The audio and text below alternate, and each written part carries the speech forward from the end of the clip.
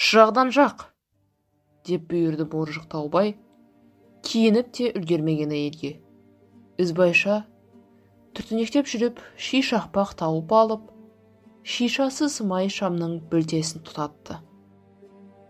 Үйдің ішіне күңгірттеу болымсыз жарық түсті. Ортасында жалғыз тіреуі бар жартылай жеркепенің қабырғаларына сорайған ұсқынсыз көлеңкелер сыймай төбеге шығып кетті. «Байың қайда?» деп Таубай қамшымен өз етігінің қонышын сарт еткізіп, үйдің ішін көзімен тінтіп болған соң, әйелге бұрылып: «Қайда болушы еді, мырза? Абақтыда жатыр ғой». «Бұл жамай шыныңды айт, абақтыдан қашып кетті. Әйтпесе неміз бар, түн ішінде сандалып». Келіншектің төмен жүзі лап етіп, басын көтеріп алғанда, алақандай әдемі көздері жалт ете қалды. Таубай аузы қисық көне кебеженің ішіне үңілді. Кебеженің ішінен ашыған сүзбе иісінен басқа ештеңе сезілмеді. Төрде сыры кеткен ескі әбдіре тұр. Күндіз үстіне 2-3 көрпе, 1-2 текеме жиылып, жүк көтеріп тұратын әбдіренің түнде арқасы босап қалады. «Аш!» деді Таубай, келіншекке әбдірені бүктеулік қамшымен нұсқап. «Әй мырзай, осы жаман сандықтың ішіне біздің кісі сыйып кетеді деп ойладыңыз ба? Ашайын, көңіліңіз қалмасын». Ізбайша ұзын бұрымының ұшына байланған қара кілтпен әбдірені ашты. Ескі де болса әбдіре құлпы 2-3 бұралады. Кілт бұралғанда құлыптағы тілшік шүріппе сыңғыр-сыңғыр етіп әуендетті. Осы әуеніне бола, тұрар қолына кілт түскенде сандықтың аузын қайта-қайта бұрай беруші еді. Бір қайырым ғана әуен. Сандықтың ішінде іске татыр ештеңе жоғына кешірім өтінгендей аяулы мұң. Бұл баяғы Батыр баба Әлімбектен қалған жұрнақ. Самарқанның саудагер сартына 2 қой беріп, сатып алған сонау Қоқан заманында. Көне шеберлер кілт бұрарлар құпына 2 тілшік салып, бұлбұл құстың бір қайырым үнін түсірген. Әу баста ол үн көңілді де шығар, ал келе-келе, қажала-қажала, құлыптың көмейінен енді жалынышты, мұңды әуен шығатын болған. Сандықтың ішінде Ізбайшаның төркінінен келген бір киер сары шәй көйлек, жасыл тыс барқыт камзолы, шашақты шәлісінен басқа көзге түсер ештеңе жоқ сияқты. Шуда жіппен белінен бір байлаған, сарғайып кеткен қағаздар бар екен. Сөйтсе ол сонау Қоқан заманынан бергі толып жатқан алым-салықтардың куәлігі болып шықты. Сандық түпкірінде шүберекке ораулы түйіншекке қолын созады Таубай. «Тимеңіз!» деген бала даусы шар ете қалды. Енді байқады, әнеу күні болыспен келгенде саймасайға қолын бермей қойған безіреуік бала екен. «Тимеңіз!» дегеніне құлақ аспай, шүберектің орауын жазып көрді. Күміс жалатқан, әр жерінің күмісі көшіп қара қодыр болған кәдімгі бәкі екен. Бұл да Әлімбек батырдан қалған мұра. Әлімбек бұл бәкімен өзінің ұлы Жылқайдардың кіндігін тескен. Бұл бәкімен Рысқұлдың кіндігі тесілген. Бұл бәкімен Тұрардың кіндігі тесілген. Кіндіктен басқаға жүзі тиіп көрмеген. Шабарман оны қалтасына тыға қояйын деп тұрды да, татымсыз нәрсені қойшы дегендей, сандыққа қайта тастай салды. Жоқ жерден ашу шақырып, баланы құлағынан тартып тұрып: «Айт, әкең қайда?» деді. «Білмеймін» деді бала безеріп. Шабарман оны ыстан қарайып кеткен тіреуде тақап қойып: «Шыныңды айт» деп қамшы көтерді. «Қойыңыз мырза, баланың жазығы не?» деп Ізбайша шырылдады. Есіктің алдында тұрған 2 солдат селт еткен жоқ. «Абақтыны тесіп шығып кеткен кәззап, бұл үйден де үңгір жол жасап алу мүмкін ғой» деді. Шығып бара жатып, Таубай Тұрардың құлағын тағы бір бұрап қалды.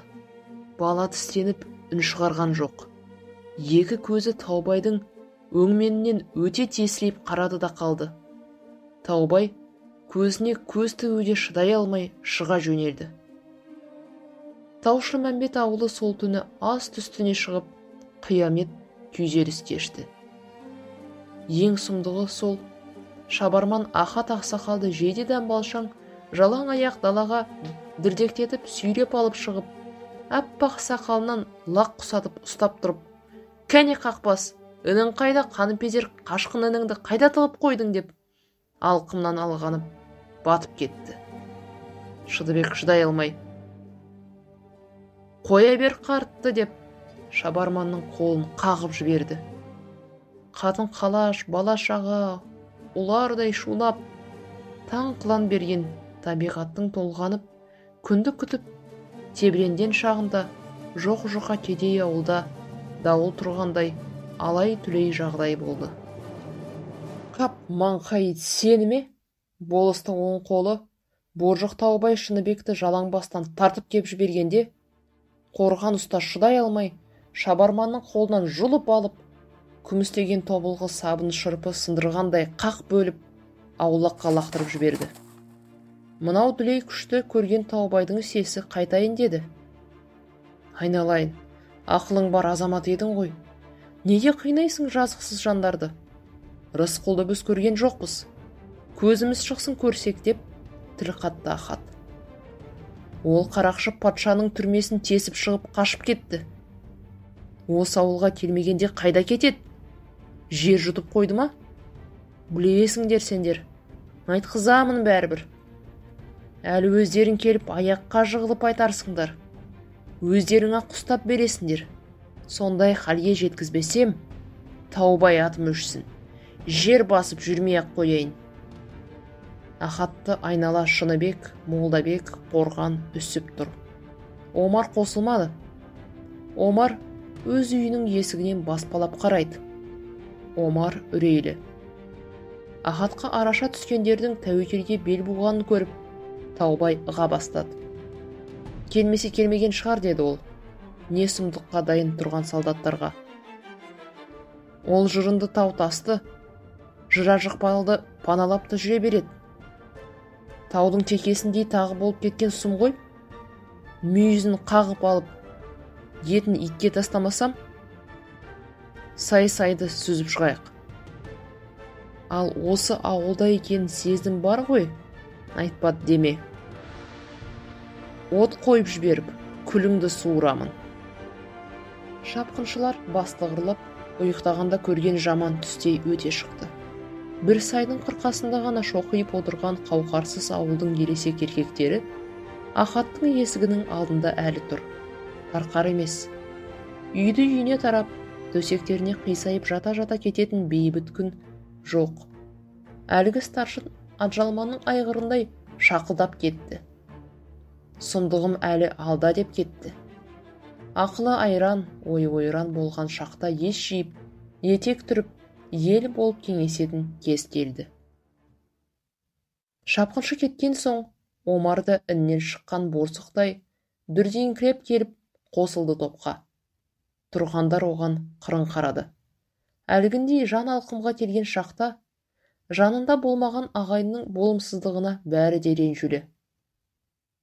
«Айттым ғой анада, аман есенде елімізді табайық дедім. Көнбедіңдер. Мүйіз дедіңдер мені келіп. Ал не болды енді? Әлі бұл ма? Мына жаман жәутік кепелердің шаңырағын ортасына түсіріп, өзімізді не қойдай бауыздап қырат, не абақты қатқат. Көрде тұр, айтпады деме. Онан да әлі кеш емес, көшейік. Жаңылдық, жаздық десек, түлкібас бізді басқа теппес». «Омар шырағым, сенің айтып тұрғаныңның әбден шөні бар» деді жүдеп тұрған Ахат қарт. «Рысқұл қамаудан қашып шығыпты.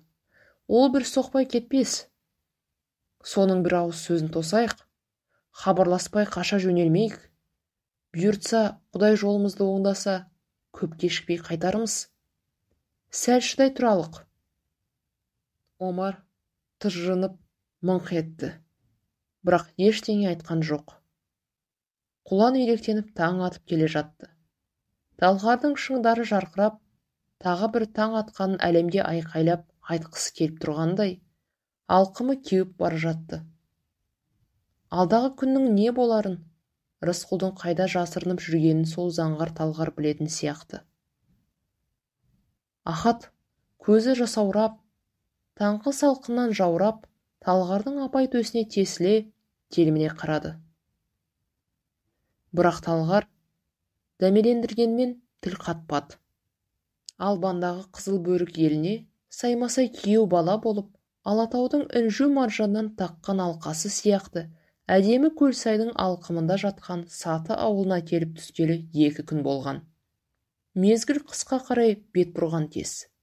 Қыс түсіп, қар басып қалса, талғар мен Албан арасындағы тау шелек арқылы асатын жол қиындап қалады.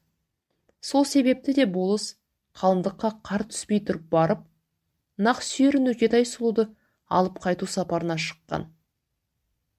Албан мейман келсе мелдектеп, берекесі кіре түсетін қонақжай ел. Ал мынадай атақты күйеу келгенде риза қылып жіберейік деп барынша шабылған. Қарағай мен шыршаның ну орманы сыңсыған Саты шатқалының іші той думаннан масаттанған. Көлсайдың құлайтын күркіреуік өзені түйе тастарға арс-арс соғып, содан сонау көк аспанға қарай уыс-уыс ақ маржаннан шашу шашылып жатқандай. Нүкетай сұлу дүниенің дүрия жамылған жәннәтті Көлсайды жайлаған мұқыш байдың қызы. Бай мен бай құда болса арасында тайпалған жорға жүрер дегендей, саймасай күйеу болғанда мұқыш қайната қатынасы сөз жүйесі жарасқан. Әйтпесе күйеу бала мен қайната жас жағынан шамалас, екеуі де пайғамбар жасын игерген жандар. Албан, Суан, Дулат бір анадан домалақ анадан тараған ел.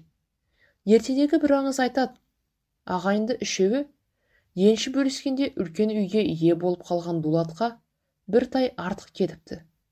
Соған өкпелеген ортаншысы Суан күн шығысты бетке алып көше жөнеліпті дейді.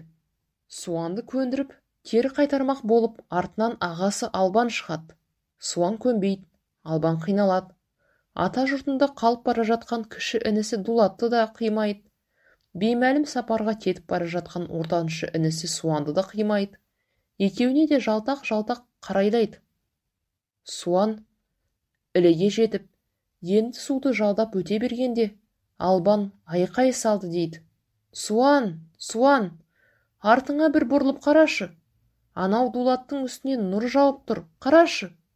Суан артына бұрылып қарамай, іленің арғы бетіне өте шыққан.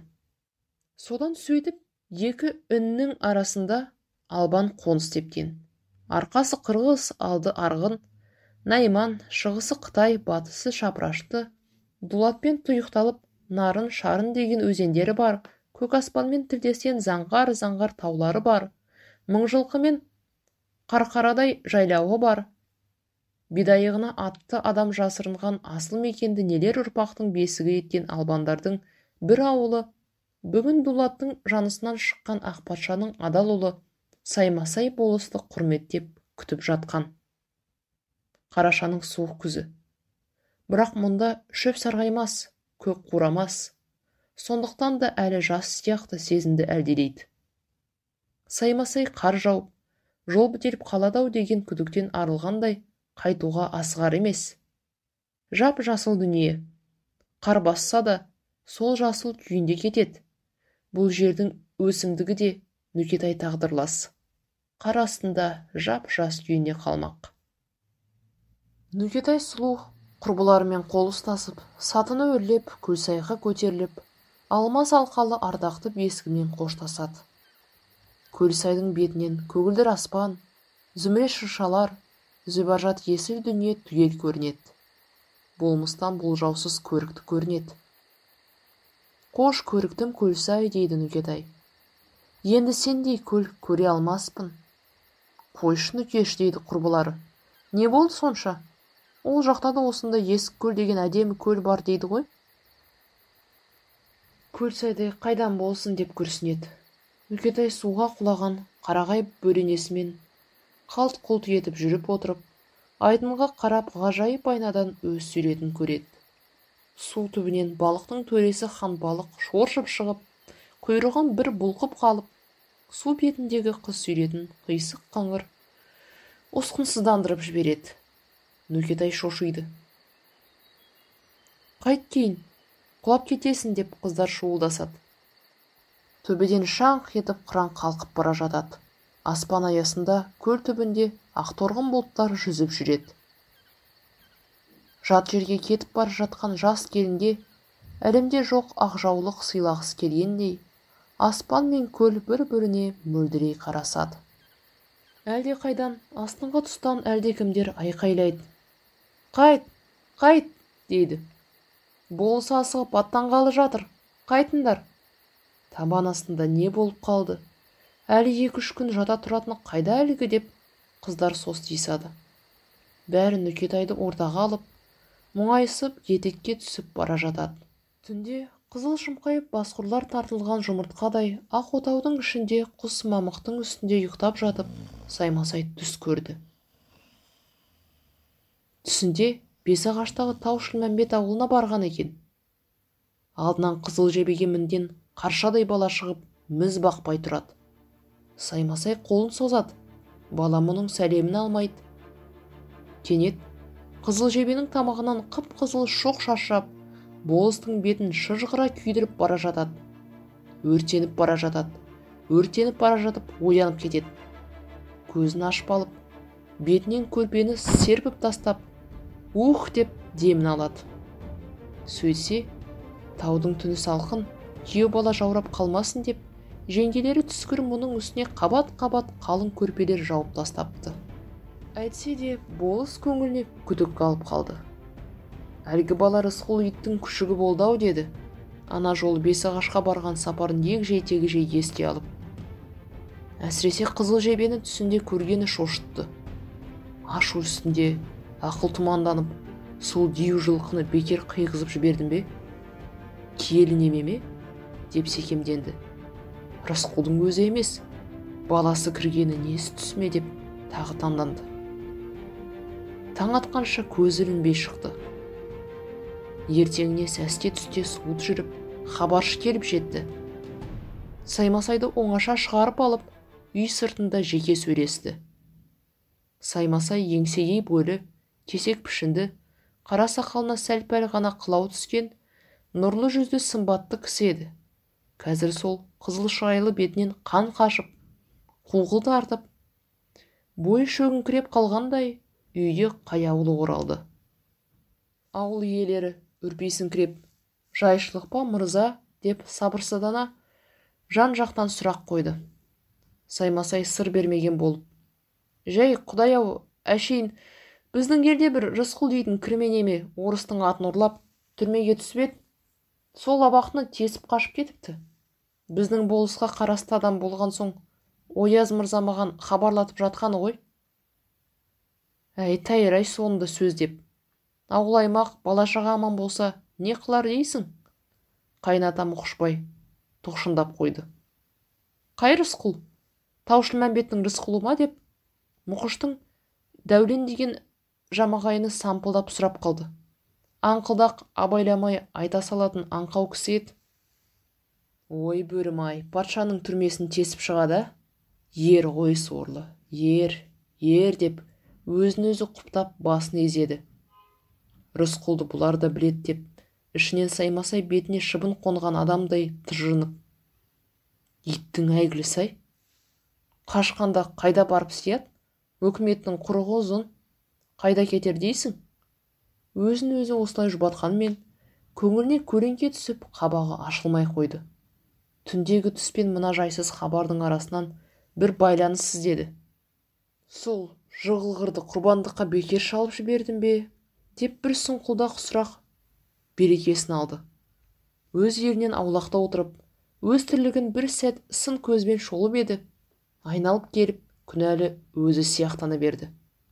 Осыдан елге барған соң, Рысқұлдың ісін жаптырып, жақсылық жасамақшы да болды.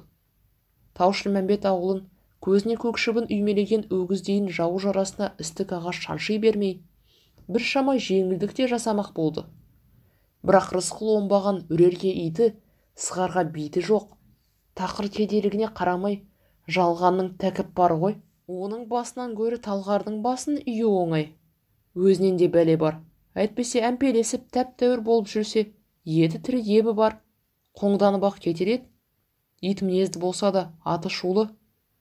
Бұрынғыдай илей бермей, икемге келтіріп, мал беріп, жер беріп, көрейін қызыл көз бәлеге. 60-тан асқан алпауыт болысты Құдай қайырымды етемін десе, 17-дегі сұлу қызды айттырып, қайын жұртына жиірек жіберіп тұрғай. Теудесіндегі бір кесек беріш емес, жүрек екенін олар сонда ести алар. Сырттай сыр бермегенмен, Саймасай қайтуға ниет білдірді. Ақ патша қызметіндегі адам екенін айтты. Бұл сияқты жер сұлу, елі дарқан ауылда айрап жатса да лазым, бірақ алда қызмет күтіп тұрғанын алға тартты. Қайын жұрты құрметті күйеуді жөндеп күте алмай, бабын білмей ренжітіп алдық па деп алаңдады. Ел аман, жұрт тыныштық бейбіт заманда ауыл үйден от ала келгендей болмай, жата жастанып, қызық көріп, құмардан шығып қайтыңыз мырза. Ат бәйге көк бар, күресті ертеңге қаратып отырмыз. Арғы күні аттанасыздар. Асықпаңыз деп жатыр албандар. Қалың дулат елмен бұрын бауыр ажырамас туысқан едік. Енді 1000 жылдық құда боламыз. Ондағы дулат ойлап қалар, Албан ағамыз бізден барған құдаларын тым болмаса 2-3 күн күте алмаған не істеп? Саймасай иілікпеді. Ояздың оспағынан сестенді. Елінен бүлікші шығып, әскерімізді әлекке салып, қашып жүргенде болыс жас қыс айттырып, жігітшілігі ұстаған не істепті? Қалжыңы болса да қаһарлы сөз. Әрі десе Нүкетай сынды сұлуды да мына қауқылдасқан көптің арасынан емес. Тезірек оңаша отаудың, шәй шымылдықтың ішінен көруде бекін тазар. Толмаған 17-ге жасым әке. Жүрешем күліп ойнап, тасып әке. Баланың қызда болсам тұңғышы едім. Сыймадау өз үйіме басым әке. Бозінген боздайды екен ботамау деп. Жүк артса қабырғама батадау деп. Қыз мұңлық тетерінде жылайды екен. Жанында жат біреудің жатамау деп. Түндікті 4 жерінен ойдыр әке. Тойыма ту биені сойдыр әке. Тойыма ту биені сойдырмасаң, биылша қызым жас деп қойдыр әке. Базардан базар барып ине алайын.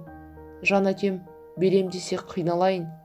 Жан әкем берем десе қиналғанмен, белімді бекем буып жиналайын.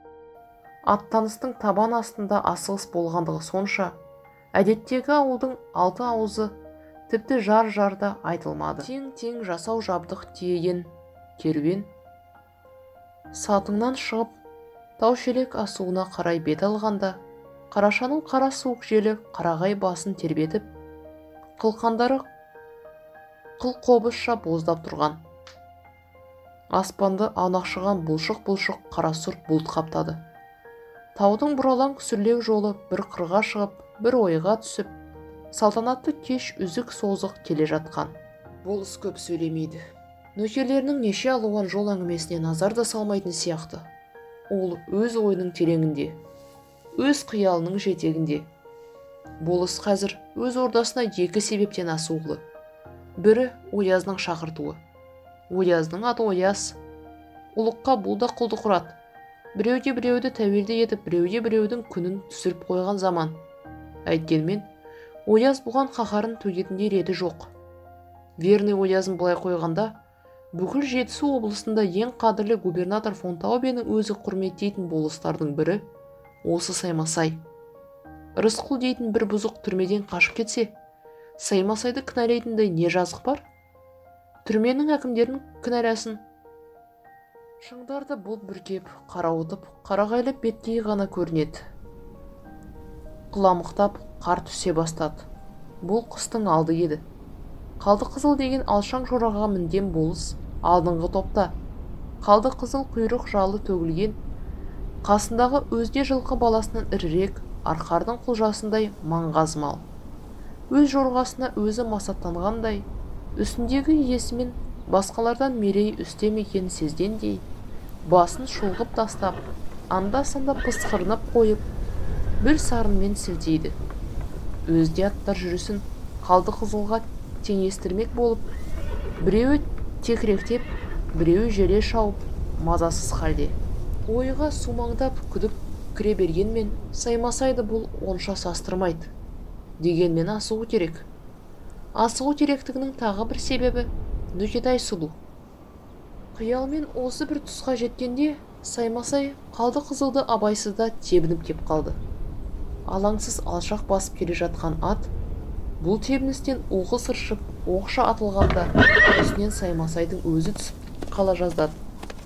Әбейір болғанды өзі емес, басындағы тас қара барқытпен тыстаған дөңгелек құндыз бөркі ұшып кетті.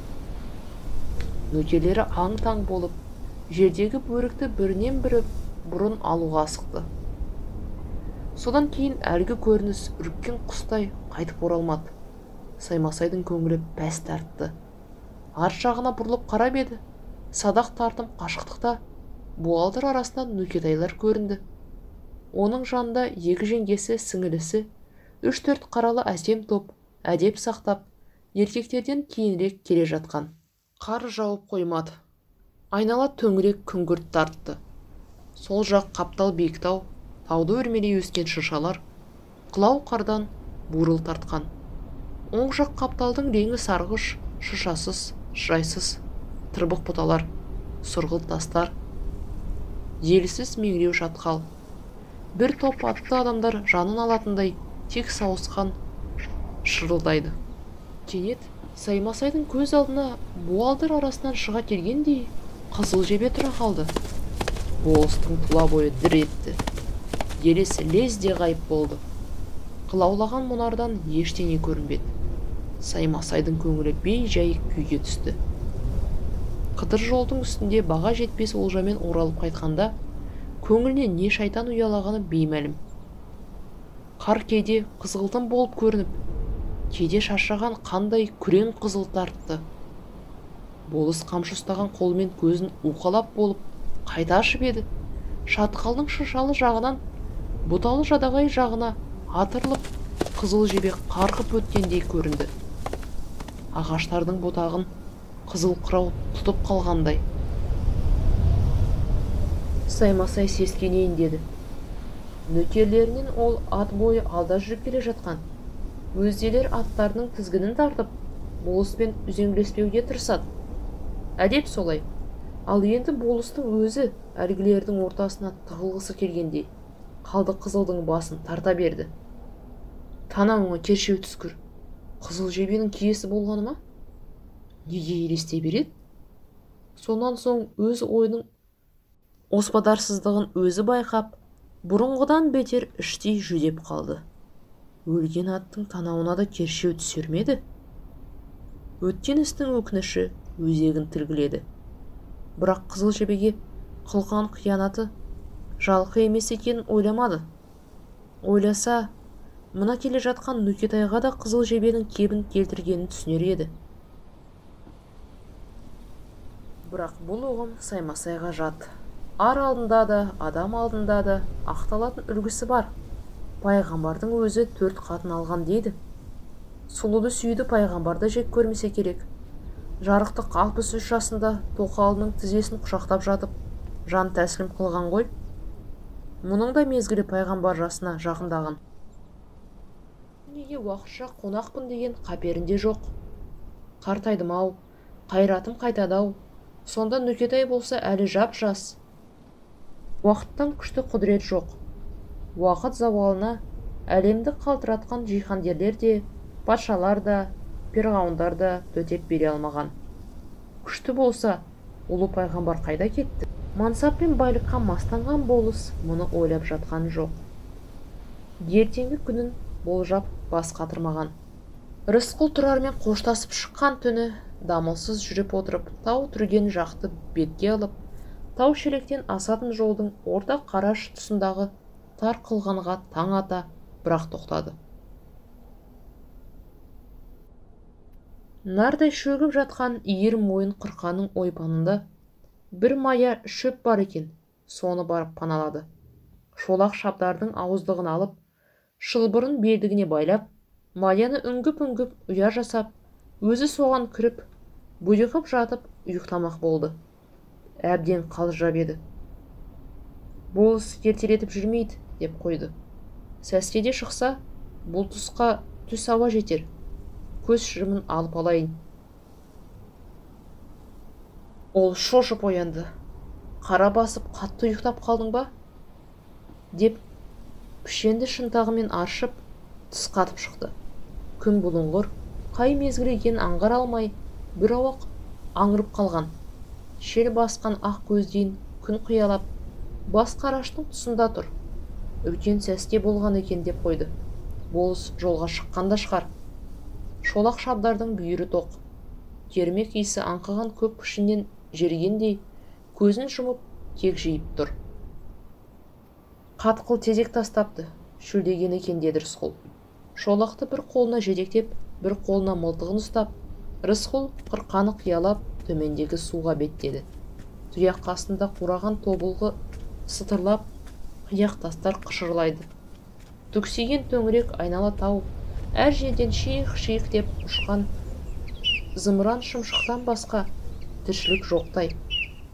Тек төменде сарқырап аққан тау суының сарыны ғана қуатқа дәт. Суды бойлап, жыландай ирелеңдеп, сүрлеу жол жатыр.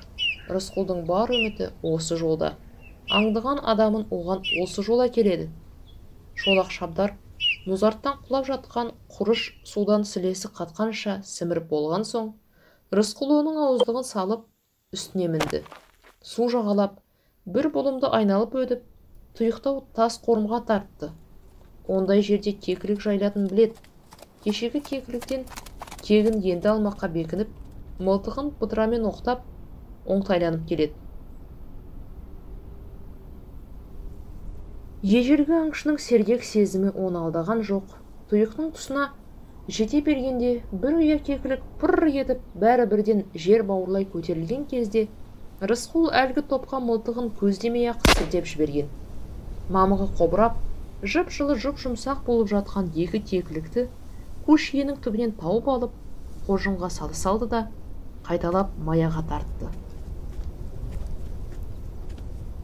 Шолақты маяның тасасына бір түп тобылғыға байлап, ауыздығын алып пішенге қойған соң, Рысқұл шөп шадам қурай жинап, от тұтатып кекіліктің біреуін қақтады.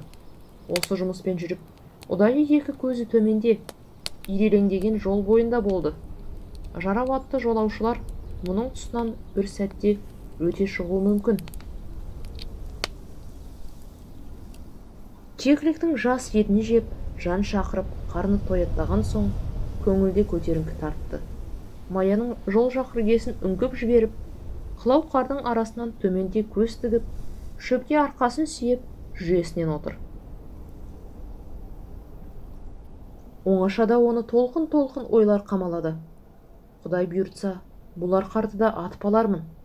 Қолындағы қорғасын оқты салмақтап, берданканың патронына дәрі салып отырып, қош, болыстың қаны шашылды делік. Содан соң ше, сонан кейінгі күн не болмақ? Үкіметтің құрығы ұзын. Тау паналап, таста түнеп, қашанғы күн көре аламын? Тау-Шілмәмбет ауылының тоз-тоз шығады, ізбайшаны көкпар қылады. Тұрардың хал не болмақ? Осы итті өлтірмей-ақ қойсам ше? Өлтірмей-ақ қойсам, мені бәрібір ұстап береді.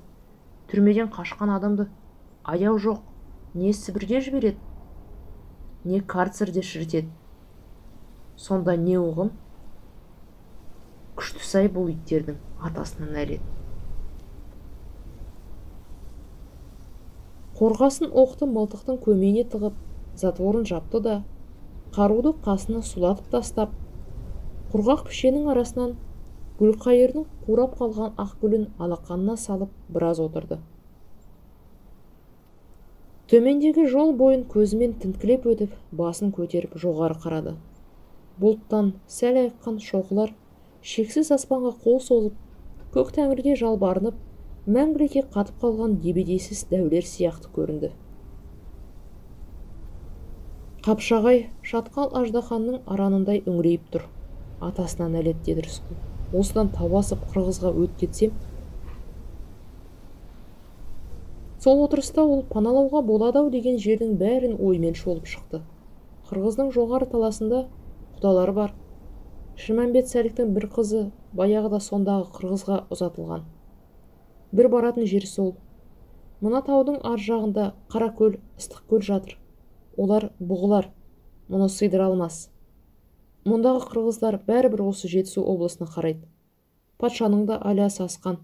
Алақандай қырғыздың бір пұшпағын бөліп алып, Жетісу губернаторына қаратып қойған. Елді бөліп-бөліп 40 жілік қылып ұстаса, ілік-жілік бір-біріне айдап салып билеп төстеу оңай.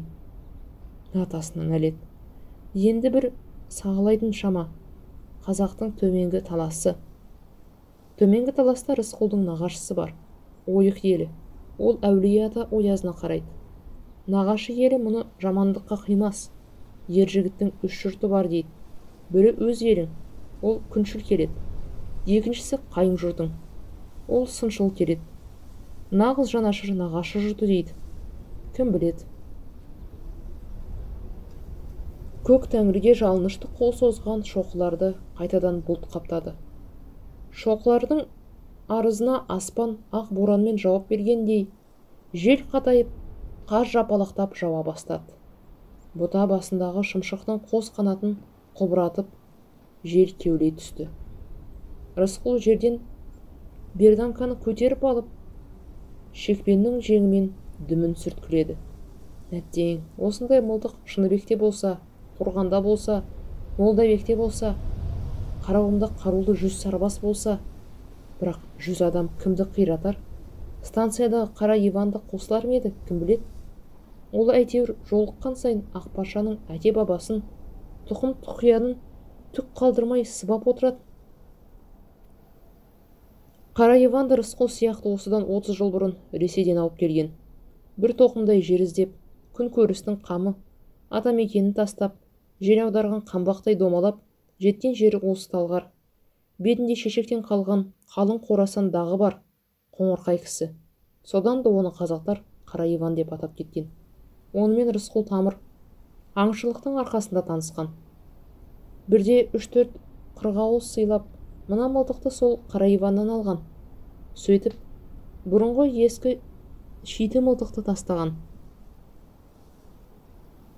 Орыстарын жинап, Қара Иван 100 қол көтерсе, мен 100 қолды атқа мінгізсем, Алматын алар ма едік?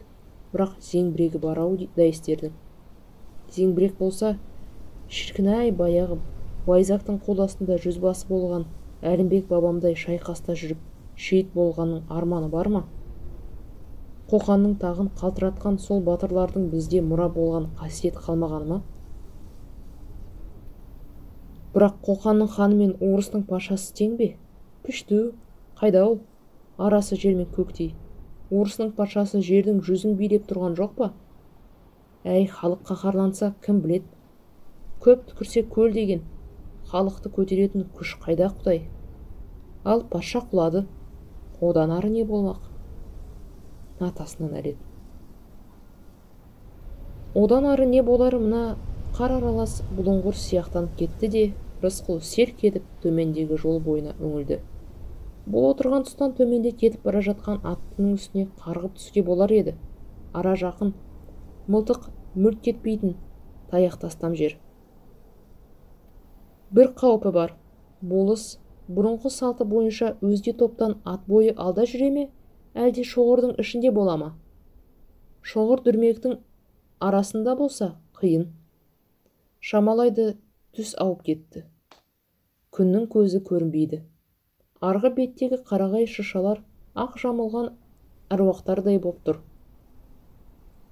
Табандағы алқынған судың сарыны да бәсеңсігендей, әлде құлаққа әбден сіңісті болған соң солай шығар. Жел саябырлап, қар енді қалбаңдамай, біркелкі мамырлап түсіп жатты. Күні кеше күн жылы еді. Сол жылу әлі бойынан қашпаған бұталар қарды лезде ертіп, жұтып жіберіп жатыр. Бұл тәпетеннен жауған қар. Алланың алғысы ма, қарғысы ма, беймағлұм. Оң қол жақтығы жалаңаш жартасқа қар жұқпай, беті суланып, қарауытып, қалың ойға кеткендей мелшиіп қалған. Қар түскен сайын шөп сыбырлайды. Миллион сыбыр ұлан-ғайыр ұран дауысқа ұласқандай әсер етеді. Дүние күңіреніп бара жатқандай көрінеді. Болмашы сыбыр көбейсе, боз боран тұрғандай екен. Қар толастар емес, мая шөбі сансыз сыбдырмен сыбызғы тартып, жүрек жылататын мұңлы бір ұзақ күйге ұласты. Алда күтіп тұрған ажалды оқиғаның азалы батиқасы сияқты. Бұл күйден кейін Рысқұл бір мезгіл мылтықтың өңешінен оқты суырып алып тастағысы келді. Бір болыс о дүниеге кетер. Одан бұл дүниеде не өзгереді? Баяғы зар заман сол заман қалпында қалар. Әттен дүниеде не көп, мен сияқты зорлық көргендер көп. Құлақ кесті құл болып жүре бермей, бәрі де үдере көтерілер күн бола ма? Әне сонда әділетсіздік артын қысар еді. Менікі не? Бөлінгенді бөрі жердің кері емес пе? Жоқ. Ол пішендегі шашатқанын қураған көп гүліне қол соза беріп. Біреуге шұқыр қазсаң, алдыңнан ор шығады деген қайда? Болыс маған деген шұқырды терең қазып, аямастан итеріп жіберді. Жазығым не? Бауыздарда лақта бақырат. Лақ құрлы болмай, тұяқ серіппей, кете беру керек пе? Жоқ. Саймасай алшаң басып, аранын ашқан дүниеде маған орын жоқ. Атасынан нәлет. Жүресінен отыра берген соң аяғы талды. Аяғын созып жіберіп, ақжолқ болған шоқай етігіне қарады. Қыс болса келіп қалды. Аяқ киімнің сиқы мынау. Мая болмаса үстіндегі жұқа шекпеннен қазірдің өзінде суық өтетін түрі бар. Тұла бойындағы киім атаулыдан жанға себіп, тозығы жеткен киіз қалпақ. Көптен бері ыстық ішпей, шекесі құрысқан. Бас аурудың үстіне мынау меңіреу, бұлыңғыр тыныштық қосып, миын шаға түскен. Балалардың да киімі тозық. Тұрар жалаң аяқ еді. Мына қарда тобан аяқ, далаға шыға алмай, мүсәпір болып, көзі жаутаңдап отырау. Аяғы күйген тауықтай азап кешкен қу өмір. Бүйтіп өмір сүргенше алысып өлген жақсы. Саймасай әділ болса, біз аш жалаңаш қалармыз ба? Жоқ, оны аяудың керегі жоқ. Азда аяған көптен құр қалады. Саймасай жойылса, бәлкім басқа болыстарға ақыл кірер, тәу басына келер, елге жеңілдік болар. Әй атасынан нәлет. Қақпанға түскен қасқырдай ызалы көздері қанталап бара жатты. Тұрардың жалаң аяқ, жертөледен шыға алмай отырғаны тағы елестеді. Көзінен шоқ шашырағандай болды. Бірақ оны мына меңіреу түкпірде ешкім көрген жоқ. Көрсе шошыр еді. Көңілінен Тұрар кетпей қойды. Оның ар жағынан Түйметай мен Ізбайша буалдыр көрінеді. Тұрар тура қарсы алдында бетпе-бет тұрғандай. Көте-ау, мені де ала кет деген үні құлаққа келді. Күні бойы міз бақпай отырған Рысқұл тықырши бастады. Құлыны үйде байлаулы қалған, желіні сыздаған биедей бейжай. Көзде көрінбес арқаннан босасақ, тұрарына алып ұшып жетпекшідей. Қыршының жасындай қысқа күн күңгірттене берді. Кенет долан ағаштың басында отырған сауысқан шық-шық ете қалды. Рысқұл шошып кетіп орнынан атып тұрды. Сауысқан қалбаң етіп ұша жөнелді де, қарсы беттегі қарағайлып бөктерге қарай парылдап бара жатты. Ақ буалдар арасынан түкпірдегі тұмсық айналымнан қара шұбар топ болдырап көрінді. Рысқұлдың жүрегі дүрсілдей жөнелді. Мылтық ұстаған қолының селкілдегенін сезіп, ой жігерсіз деп өзіне өзі кіжінді. Бұқпалай түсіп, сәл жүңкіреп, бір шоқ ит мұрынның түбіне барып паналады. Қолының дірілі басылды. Жолаушы топтың жақындай түсуін тосты.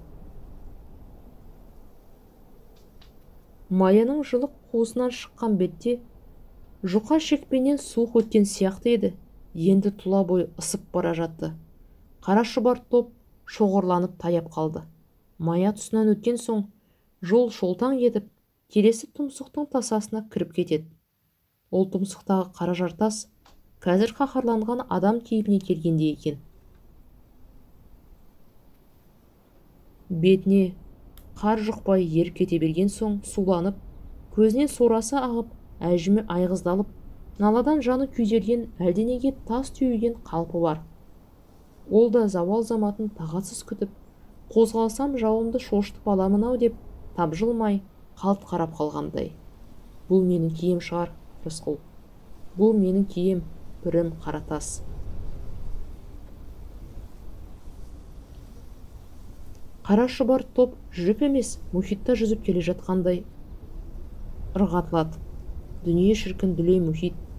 Адамды туа салысымен сол мұхитқа лақтырып жібереді. Батып кетпейін десең, тырбануың керек. Рысқұл айналасына барлап тұрып, тағы бір қарады. Өкпеңді қысып, тыныс тартылар таулар қазір көрінбейді. Дүние бозала шексіз кеңістік. Адамдар сыйыспайтын жөні жоқ сияқты. Орын көп, аспан асты кеуек. Аяғыңды етік қысса, дүниенің кеңдігінен не пайда, деді Рысқұл мырс етіп. Қара шұбар топ тіптен таяп қалды. Енді бір сәттен соң мұның тұсына келеді. Сампылдап, қауқылдап сөйлескендеріне дейін, қарқылдап күлгендеріне дейін естілді. Рысқұлдың тілеуі болды. Қалды қызыл ат арқан бойы алда келеді екен. Үстіндегі адам ұйықтап қалғандай басы омырауына салбырап, ұнжырғасы түсіңкіреп кеткен. Болыс неге пәс, деді Рысқұл. Абайсызда атқаным болмас. Кімнің қолынан өлгенін біліп кетсін. Қарақшы құсап, қапылыста атып, қаша жөнелмеймін. Олар мені қазір бәрібір ұстай алмайды. Жардан шыға алмайды. Рысқұл ит мұрын бұтасының түбінен тік түрегелді. Мылтықты созып керді. Қара шұбар топ тақыла бергенде, «Саймасай!» деген дауыс саңқ ете қалды. Қара шұбар топ тұмсығы тасқа тірелген кемедей кейін шегіншектеп барып тоқтағандай болды.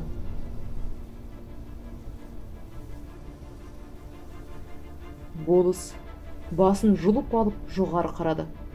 Мая тұсында тұрған адам әуелі қалбайып, қарауытып көрінді де, кенет көзінің алды тағы қызғылтым тартып, жарқабақта қызыл жебе тұяғымен жер тарпып тұрғандай елестеді.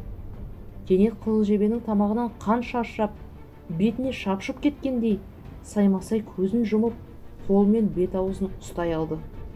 Жоқ, қан жұқпаған екен. Бірақ жұмылы көзін ашуға қорықты. Қызыл жебе елесін көрмеуге тырысты. Жалғанды жалпағынан басып келе жатқан айбатты адам енді мына дүниеге көзін ашып қарауға жасқанғаны жақсылық емес еді. Оның жанын алуға әзірейіл қызыл жебе бейнесінде келгендей көрінді.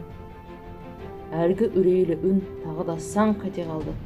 Саймасай, мен Рысқұлмын. Көкірегіме запыран сыймай кетті. Соның бір түйірін сенің кеудеңе түкірсем деймін. Сен көзіңнен сорасын ағызған сорлылар үшін, сен сөлін сорған жарлылар үшін, қызыл жебенің қаны үшін. Мылтық дауысы дүрс еткенде әуелі қою түтіннен түк көрінбеді.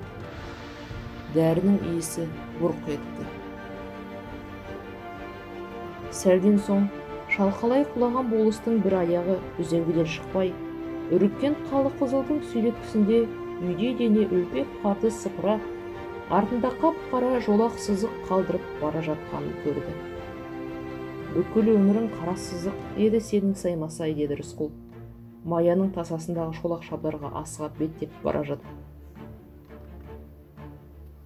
Бес ағаштың үстінде қыстың қыраулы күнінде шартылдап найзағай ойнады. Үркердей үрпиген аз ауылдың азан қазаны шықты.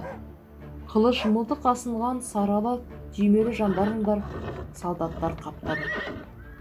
Таубай старшын мен өлген болыстың інісі Анарбай, Мақаш палуан үшеуі әуелі Рысқұлдың жертөлесінен бастады. Олар топырлап кіріп келгенде, сықырлауық есіктің топшысы тағы жұлынып түсіп, ішке бұрқ етіп, бір будақ бу қоса енді. Не сұмдық екенін ажырата алмаған ізбайша, ойбай деп ошақ басынан ұшып тұрған. Төсекте қарындасын ойнатып отырған Тұрар жерге жалаң аяқ секіріп түскен.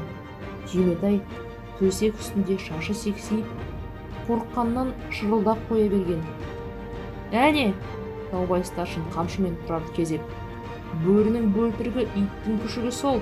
Ұста Мақаш, тарт иттің баласын, далаға шығарып, бауыздап жібер. Мына күнді де алып шық. Ойбай, не жаздық?